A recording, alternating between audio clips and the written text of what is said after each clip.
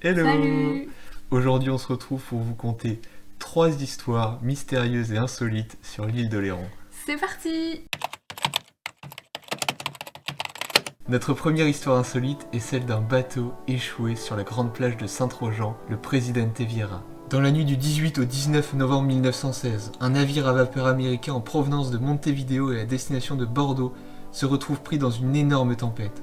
À son bord, 25 hommes d'équipage, du tabac et d'autres marchandises en tout genre. Victime d'une avarie, le Presidente Vieira s'échoue sur la grande plage de Saint-Trojan et se brise en deux. Rapidement, les secours s'organisent pour venir en aide à l'équipage désemparé. Les 25 hommes à bord du Presidente Vieira peuvent souffler, ils l'ont échappé belle. Le navire, quant à lui, a disparu au fil des années sous une épaisse couche de sable. L'histoire du Presidente Vieira aurait pu s'arrêter là, mais l'océan en décida autrement.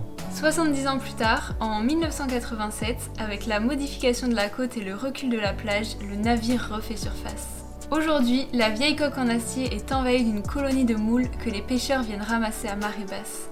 Pour certains, il s'agit d'un vulgaire tas de ferraille qui fait tache dans le décor, au mieux un point de repère sur la plage, tandis que d'autres y voient un vestige à part entière de l'histoire de Saint-Trojan-les-Bains. Quoi qu'il en soit, dans des dizaines d'années, le temps aura raison de l'épave qui disparaîtra à tout jamais. On se retrouve maintenant de l'autre côté de l'île d'Oléron. Et est-ce que vous savez quel est le point commun entre Napoléon Ier et Xavier Niel? Eh bien c'est un fort perdu au milieu d'une vaste forêt entre Boyarville et Labré-les-Bains. Pour ce deuxième lieu mystérieux sur l'île d'Oléron, nous allons vous conter l'histoire du fort des Saumonards. Le 5 août 1808, Napoléon Ier décida la construction d'un fort invisible depuis la mer et faisant face au fort Boyard pour améliorer les défenses de l'arsenal de Rochefort. 10 ans plus tard, le fort des Saumonards sortait de terre et servit durant plusieurs années comme base pour l'armée française. Déclassé au début du XXe siècle, le fort des Saumonards fut tantôt une friche militaire ou un centre de colonie de vacances pour les enfants de militaires. En 2018, le ministère de la Défense le mit en vente, n'en ayant plus aucune utilité. L'acquéreur, notre cher Xavier Niel, patron de Free et copropriétaire du journal Le Monde, qui, selon les rumeurs, voudrait faire du fort une annexe de son école informatique parisienne, l'école 42.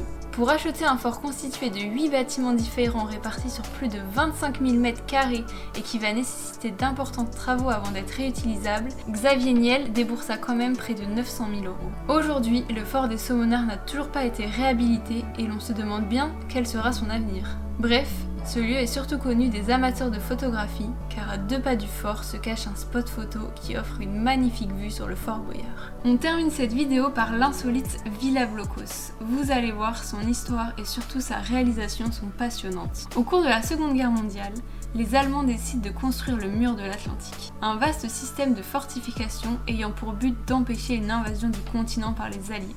À l'île d'Oléron, plusieurs blocos sont alors bâtis, notamment sur la face nord de l'île. Ils permettent de surveiller le passage maritime entre l'île de Ré, La Rochelle et Rochefort. À la fin de la guerre, ces blocos sont alors devenus inutiles, pour la plupart laissés à l'abandon. Mais c'est sans compter sur un homme, Monsieur Fournier, architecte-ingénieur, qui décide d'investir ces vestiges d'une façon plutôt originale. En 1950, il achète un terrain près du port de Douai où il fait construire, sans permis, une imposante villa dont les fondations reposent sur 2 blocos indestructibles. Cette villa en forme de demi-cercle présente par ailleurs de nombreuses singularités comme son escalier rocaille qui dessert la maison en partant du jardin, ses volumes arrondis, sa couleur blanche, ses lignes creuses ou bombées, et enfin, le fait que les étages soient en retrait les uns par rapport aux autres, chacun possédant ainsi de larges terrasses. Vraie prouesse architecturale, la Villa Blocos, aussi appelée la Durandière, a connu par la suite plusieurs propriétaires. Elle est désormais louée aux familles qui veulent se retrouver le temps des vacances, d'un week-end ou d'une fête, puisque la capacité de la villa est tout de même de 27 personnes.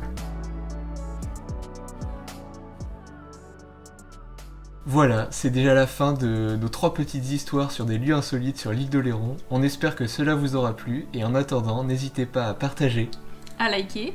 et à commenter. En attendant, nous on vous dit à demain pour une nouvelle vidéo.